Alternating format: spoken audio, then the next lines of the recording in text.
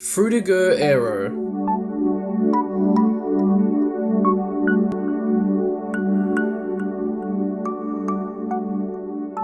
That's a term you may have heard floating around here and there recently. It's used to describe the comprehensive aesthetic style that you would have seen everywhere from roughly 2004 to 2013, after the Y2K era of design and aesthetic.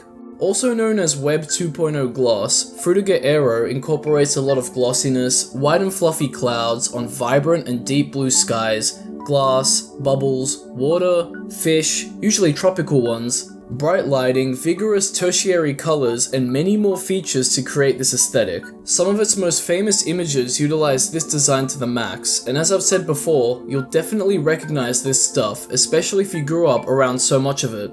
Advertisements, websites, tech, video games, TV shows, music, you name it, there's so much to reminisce on and get yourself lost in. And that's, well, Frutiger Aero and you. It's the things that you remember and what a lot of us do. Shoutouts to aesthetics.fandom.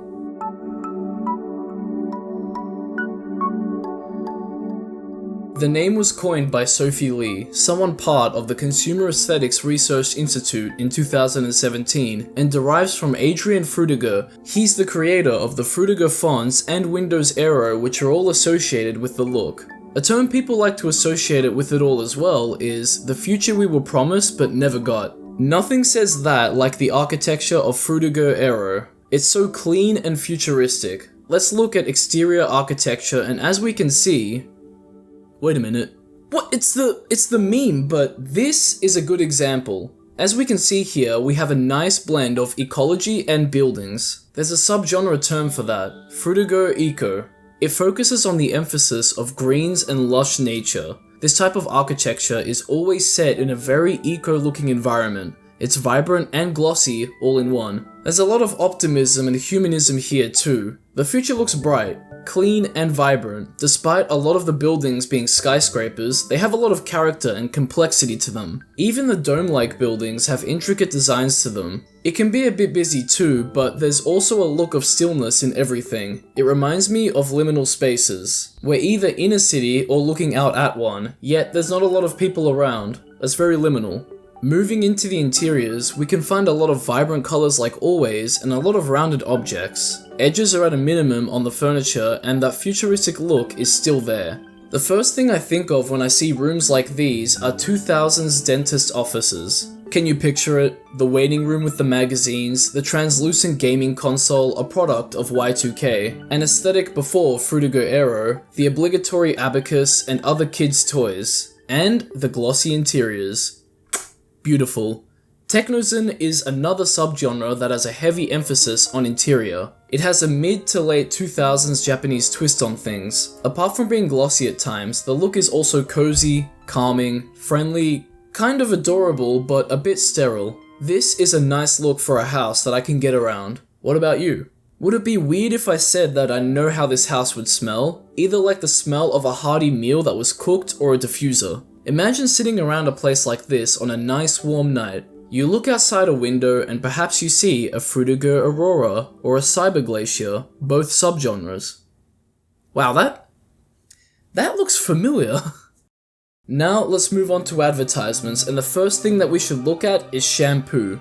The subgenre Helvetica Aqua Aero encapsulates the perfect look for it and other hygiene products. Features like bubbles, tertiary colors, beaches, tropical fish, sometimes dolphins, and water/oceans are very prominent here. Outside of hygiene products, the Frutiger Aero aesthetic was used to advertise countless types of products. Some prominent ones I can think of are drinks and technology. With drinks, you know what to expect. We get tertiary colors for days, and sometimes some eco sprinkled on in there. I honestly think that this is the way to go when advertising drinks. When you think of a beverage, you think of something cold, crisp, and even flavorful. Frutiger Aero's design perfectly encapsulates that. Mix that with some eco and you're golden. Regarding tech, do you remember those Apple iPod ads? You know, the simple yet colorful ones? These are known as the Funky Seasons look. This is a subgenre and the colors of the products were made to pop here, and in doing so it looks fresh, young, cool and funky. Alternatively, we have the use of dark aero. Instead of white backgrounds, we have black as the main shade of focus with whites and tertiary colors sprinkled in here and there. It helps create a sense of depth in the design and led to the luxury look that some tech companies would utilize from here. Regardless, I definitely know that the Funky Season ads got me to buy an iPod Nano and then a Touch. Let's continue on with tech because we have a lot of examples. Sticking to the iPod Touch and even old gen iPhones, get a load of this screen. Nostalgic, right? This is something you'd see if you had an old iOS, and everything is so nice, glossy, and colorful. This look also utilizes skeuomorphism, a design in which items are made to represent their real life thing. As you can see, YouTube is represented by a television, videos with a clapperboard, the camera with a camera lens, etc. And obviously, we can see bubbles here in the background too. Samsung also did something similar with their older Galaxy phones thanks to their Android Jelly Bean OS. That Frutiger Aero design is still very prominent, but we're starting to see some more simplified and minimalistic designs for apps and UI. We were a bit on the cusp of entering the minimalist design that we're in right now. We can also look to Microsoft and Windows XP, Vista, and 7 for more Frutiger Aero 2. Windows XP gave us the Bliss background in 2001 full of eco, clear blue skies, and clouds. We were still in that Y2K era, but this is a great example of an early implementation of Frutiger Aero before it was Frutiger Aero. But Windows Vista is where it truly hit in late 2006. Frutiger Auroras as far as the eye can see. These are so pretty to look at and give you a sense of wonder. Where is this? What's beyond the Aurora? Beyond it are thousands of ways you can use the computer on this OS. In contrast to these are the dark aero wallpapers that keep things minimal and mysterious, tapping into the mysteries you can find browsing on your computer. There are also some miscellaneous tropical and vibrant wallpapers here and there, but the UI is also the star here. This was incredible. I remember this glossy look growing up. Do you? And here's a special mention to Windows 7 for their login and setup backgrounds. It's a very liminal space as well, don't you think? You know, back then, you could access some pretty cool websites that incorporated Frutiger Aero designs. What do you think of first? Because I know I immediately think of browser games. Tamagotchi's Tamatown. This place was so awesome and had so many activities to do that earned you items and cash for your Tamagotchi. Ignoring the horrific faces every building had, this place was full of bright tertiaries, and that's kind of it the more I think about it. Some other good examples that a lot of people agree with are the Toontown Online and Moshi Monsters sites. I've never played the games, but I do know that tertiary colors were everywhere here, sort of like with Tamatown. One key design theme that all of these share as well is the busyness of everything. Space is taken up almost everywhere, with emptiness used as a way to emphasize this. I mean, look at how much there is to see here, and even here. Compare this to the designs of other sites at the time and they're less busier, but could still be made to be busy in their own ways. And from that, we can turn our attention to video games. I think we all know what that means. Consoles. The Xbox 360, Nintendo DS, DS Lite, DSi, Wii, and Wii U are perfect examples of this. The 360's dashboard, where you could browse games, see friends, look at marketplaces, etc., is a great example to turn to as well. This is one of the old dashboards. We get this very sleek, glossy, and green menus that sort of have a vector garden look to them. Vector garden is a subgenre categorized by things like flowers, butterflies, auroras, flourishing patterns, among other things. These flourishes can be seen in the background of this menu and even in the bottom right where the Xbox logo is. Now, the Nintendo products I mentioned are all great examples of Frutiger Aero designs, specifically Technozen. The consoles all have that cute, cozy, glossy, but sterile of course, look to them. Personally, I think the DS doesn't have this look as much as the other consoles, and the Wii U was the last to incorporate it in the industry. Their menus also give off that same Technozen feel, and so do a lot of their games. Some prominent examples I can think of are from the Wii: Super Mario Galaxy 1 and 2, Wii Sports and Resort, and Mario Kart Wii. The designs of the games speak for themselves. They're vibrant, glossy, and tap into Technozen here and there, especially the Wii Sports series. Another game series people point to is a no-brainer: Super Monkey Ball, mainly for the colourful and large levels found within the games. There's a lot of other video games I could talk about, hundreds even. So here's the Blob series. Finally, this one commenter, who may or may not be a good friend, can be quenched. I wanted to point out this game because of the mix of Bright Tertiaries and Fruitigo Metro, a more flat design method. And as you can see, there are the Bright Tertiaries here thanks to the game's contrast between good being colourful and bad being black and white. But also, I think that the way paint streaks on the floor in the games reminds me of Fruitigo Metro. Does anyone else feel that way? The way you paint everything to save it? It reminds me of the Splatoon series, but that game is very punk in its own way. Now this might be a bit random, but does anyone think that Sonic 06's Wave Ocean Zone fits the Fruitigo Aero aesthetic? It's very bright, colourful, watery with blue skies and clouds. I think it fits it pretty well. The place is incredibly pretty and is such a great introductory level to the game for the most part.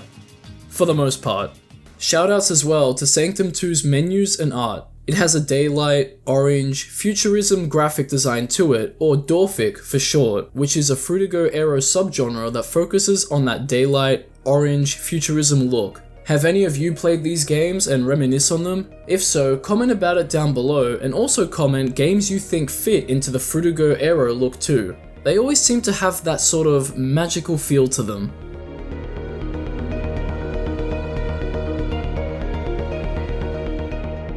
TV shows have given off this magical feel too. The first thing I can think of is Lazy Town. And despite what the name tells you, it's a very energetic show. And we have other shows that you may have watched as kids like Johnny Test, Phineas and Ferb, Robot Boy, Wow Wow Wubbzy, and honestly, a fair few Cartoon Network shows during the mid-2000s to early 2010s. It's crazy to think that we all just sat down and watched these shows as kids and didn't even understand the intricate thinking and careful planning that would have gone on during the design phases of creating these shows. And we couldn't have even imagined that we'd be here at this moment looking into this aesthetic that we all grew up with and or yearn for once again. Whether that's because you're sick of the minimalist, corporate Memphis look that can be seen everywhere nowadays, or you're just giving into the nostalgic feel for the past, or something you didn't get to experience fully. Hey, they're all good reasons to me. With the popularity of Fruitigo Aero resurging, it sounds like we have a post-Fruitigo Aero, Neo-Fruitigo Aero movement coming up. But we can't talk about all of this without highlighting the music associated with it all. The first things I think of are any of the Nintendo games from this era that have that Technozen feel because, of course. And I'm looking at you, the Nintendogs and Wii Sports series. The music is just so cute, man. Nothing about it should make you feel anything other than happiness, relaxation, and a bit of excitement. Everything just sounds fun when you take your dog for a walk and go shopping or browse sports before flying around Woohoo Island. I want to use a video game example again, so check out Sonic Riders Zero Gravity. Not only is this game fully sick, but the stages have what I think is moderate use of Fruitigo Aero design. Not all of the music, but some of it because of that futurism feel to it. But I hear you asking, what makes music Fruitigo Aero? Other people have had this question too, and I found this comment by R_BJ07 on a Reddit post. Atmospheric and fresh music. Something that feels like taking a fresh breath or feels like you're swimming. That kind of Helvetica Aqua era swimming. This is a perfect explanation. However, music like this is hard to pinpoint since it's so specific, but you just know it when you hear it. You hear those synths, bass, and distortions, or those pianos, violins, and jingles, and you just get it. So, you know what you're hearing, but naming genres can be up to interpretation. Jungle, breakcore, ambient, EDM, techno, trance, hyperpop, etc. could all be considered Fruitigo Aero. And outside of video games, obviously we have songs, artists, and their albums that match the aesthetic. We can look at great examples like Lease by Takeshi Abo, which was used in the Dreamcast game My Merry May. Knowledge of this song has had a resurgence as of recent, and it perfectly encapsulates that Technozen feel. The whole game's OST is like this too. In contrast, a song like Aquatic Ambience by SZA taps into a sort of tranced Helvetica Aqua Aero feel. Even something like Sanctum 2's OST fits its Dorfic art and menus. Mainstream artists and albums aren't exempt from the sounds of Fruitiger Aero either. My favorite example of this is Owl City's Ocean Eyes and All Things Bright and Beautiful. If you've heard these albums before, you'll understand exactly what I mean. A famous example from Ocean Eyes is the song Fireflies, which you've definitely heard. You know how it goes, and honestly, I'd say that all of the songs from both albums perfectly encapsulate Fruitiger Aero perfectly, with Umbrella Beach and Ocean Eyes from the Ocean Eyes album, and The Real World and Galaxies from the All Things Bright and Beautiful album being standout songs. If you haven't heard those songs before or need a refresher, I'd highly recommend listening to them. They will take you to places. And even the album art covers for both of the albums hit that feeling of futurism, aqua, and eco. Truly, they're like fresh breaths of air. Moving on from there, personally, I'd say that Dream Corp's Webinar TM album hits that Fruitiger Aero feel. This makes me feel like I'm in a mall of some kind in the early 2000s, or lounging around at a beach or outside pool on a holiday, chillaxin'. I say chillaxin' because I do get a bit of a Y2K sound from all of this as well. And that's where interpretation can come into play. I'm sure you would have had some sort of song, game OST, or album that you might consider to fit the whole Fruitiger Aero aesthetic that might not fit it as well as others do. But for you, it still taps into the future we were promised but never got. The clean and glossy skyscrapers, the architecture inspired by personality and creativity, the vibrant greens of the fauna, the crisp and clear look of the water, the blue skies and fluffy clouds present in the aesthetic, and cuts the real-world problems that we have out of it. So, where did all of this go?